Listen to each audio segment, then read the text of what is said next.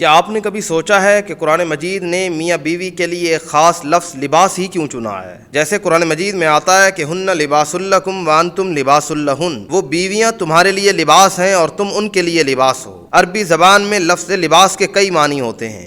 ایک معنی ہوتا ہے الاشتمال، ڈھانپ لینا۔ عربی میں ہر وہ چیز جو کسی دوسری چیز کو مکمل طور پر اپنی آغوش میں لے لے یا اسے چھپا لے، اسے لباس کہا جاتا ہے۔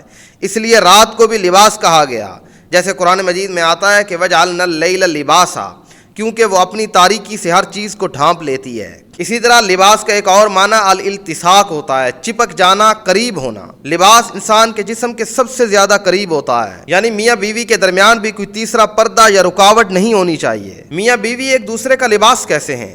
لباس کے 4 کام ہوتے ہیں۔ لباس سب سے پہلا کام یہ کرتا ہے کہ الستر، عیب پوشی۔ لباس کا سب سے پہلا کام ہے جسم کے داغ، دھبوں اور عیبوں کو چھپانا۔ کوئی بھی انسان کامل نہیں ہوتا۔ میاں بیوی ایک دوسرے کی کمزوریوں سے سب سے زیادہ واقف ہوتے ہیں۔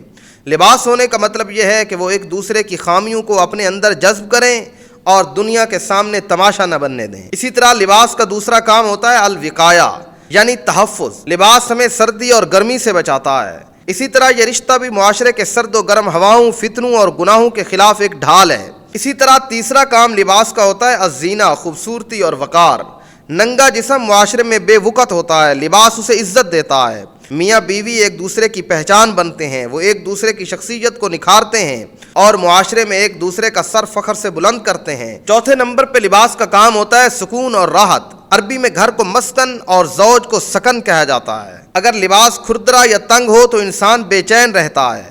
لباس نرم اور آرام دہ ہونا چاہیے۔ اسی طرح اس رشتے کا ایک ہی مقصد ہے کہ ایک دوسرے کو ذہنی اور قلبی سکون فراہم کرنا ہے۔ اگر میاں بیوی ایک دوسرے کے لیے لباس ہیں تو ان کا بھی ایک دوسرے کے پاس بیٹھ کر تمام تھکن دور ہو جانی چاہیے۔ پرانے عربی شعراء بھی محبت اور قربت کو ظاہر کرنے کے لیے لباس کا لفظ استعمال کرتے تھے اور اپنی بیوی کو شعار سے تشبیہ دیتے تھے، وہ کپڑا جو براہ راست جسم کو چھوتا ہے۔ اگر لباس نہ ہو تو جسم ننگا ہے، اگر گھر نہ ہو تو انسان مسافر ہے۔